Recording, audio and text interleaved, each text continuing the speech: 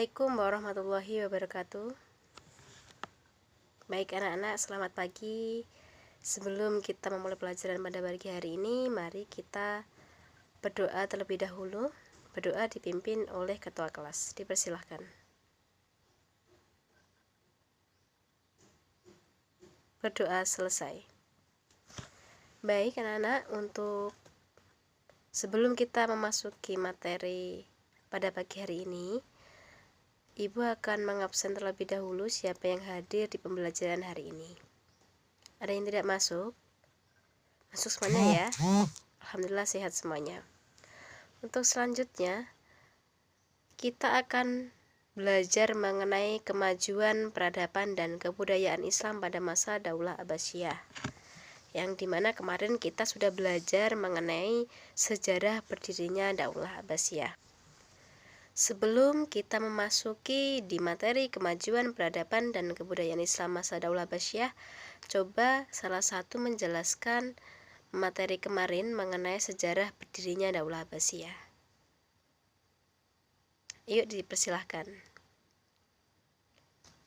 Baik, terima kasih, luar biasa sekali. Jadi kemarin adalah yaitu mengenai sejarah berdirinya Daulah Abbasiyah. Untuk selanjutnya kita akan belajar mengenai kemajuan peradaban dan kebudayaan Islam pada masa Daulah Abbasiyah. Di materi pada pagi hari ini kita akan belajar di 4 poin. Yang pertama ada pengembangan ilmu pengetahuan, yang kedua ada penertiban administrasi pemerintahan, yang ketiga ada politik dan militer, yang keempat ada ekonomi, perdagangan, perindustrian, dan pertanian. Oke, yang pertama kita memasuki di materi pengembangan ilmu pengetahuan. Periode awal pemerintahan Daulah Abbasiyah memiliki khalifah-khalifah yang memiliki perhatian besar terhadap pengembangan ilmu pengetahuan, seperti Khalifah Abu Ja'far al-Mansur, dikenal sebagai seorang khalifah yang cinta ilmu pengetahuan, sehingga harta dan kekuasaannya dimanfaatkan untuk pengembangan dan kemajuan ilmu pengetahuan. Pada periode inilah landasan bagi perkembangan ilmu pengetahuan disiapkan. Khalifah Abu Ja'far al-Mansur secara langsung meminta kepada para ilmuwan untuk secara serius mengembangkan pengetahuan yang dimilikinya untuk kemaslahatan umat manusia. Kerjasama yang apik antara ilmuwan dan pemerintah melahirkan para ilmuwan muslim dari berbagai disiplin ilmu pengetahuan, kedokteran, filsafat, kimia, botani, astronomi, matematika, dan lain-lain. Terdapat beberapa faktor yang menyebabkan ilmu pengetahuan berkembang dengan pesat, yaitu yang pertama, terjadinya asimilasi budaya, bahasa, pengetahuan antara bangsa Arab dengan bangsa lainnya. Yang kedua, itu ada gerakan penerjemahan berbagai ilmu pengetahuan dari bahasa asalnya ke bahasa Arab. Yang ketiga, ada pendirian pusat studi dan kajian yang diberi nama Baitul Hikmah. Yang kedua, ada penertiban administrasi pemerintahan. Yang pertama, pengangkatan wazir atau perdana menteri yang tugasnya yaitu membantu khalifah dalam menjalankan roda pemerintahan. Yang kedua, ada pengangkatan Raisul Kitabah atau sekretaris negara yang memimpin Diwanul Kitabah atau sekretariat negara. Yang ketiga, ada pengangkatan kepala daerah untuk menjaga daerah wilayah kekuasaan Daulah Abbasiyah yang dipimpin oleh gubernur atau amir.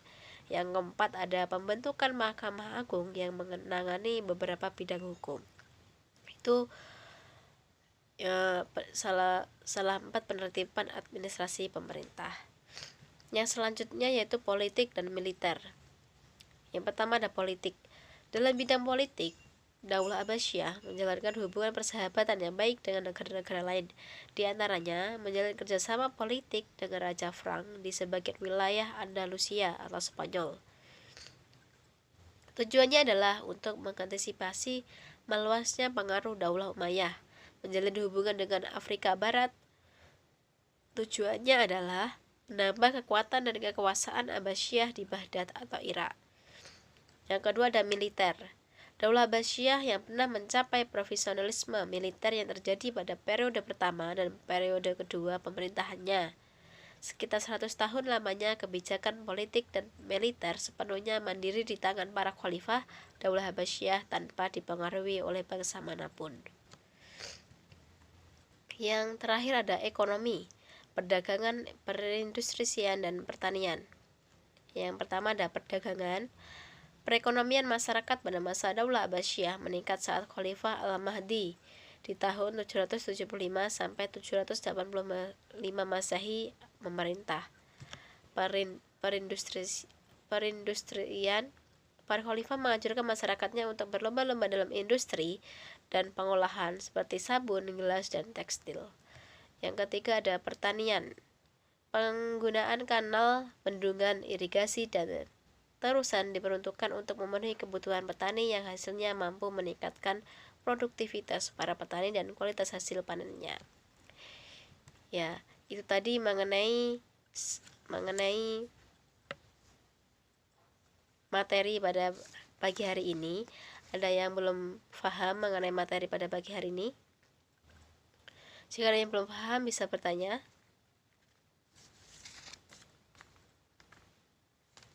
Sudah paham semuanya ya mengenai materi pada pagi hari ini? Baik, untuk selanjutnya silahkan nanti disimpulkan di buku ditulis dan dikumpulkan di minggu depan ya. Dan untuk selanjutnya materi yang akan kita bahas yaitu mengenai sejarah berdirinya Daulah Umayyah. Silahkan dipersiapkan dan belajar terlebih dahulu. Dan jangan lupa untuk selalu belajar dan tingkatkan prestasinya. Sebelum ibu tutup, ada motivasi untuk kalian, yaitu Allah akan mengangkat derajat orang-orang yang beriman dan orang-orang yang berilmu di antara kamu sekalian. Quran Surat Al-Mujadilah ayat 11. Bila ada salah, ibu mohon maaf. Ibu akhiri. Wassalamualaikum warahmatullahi wabarakatuh.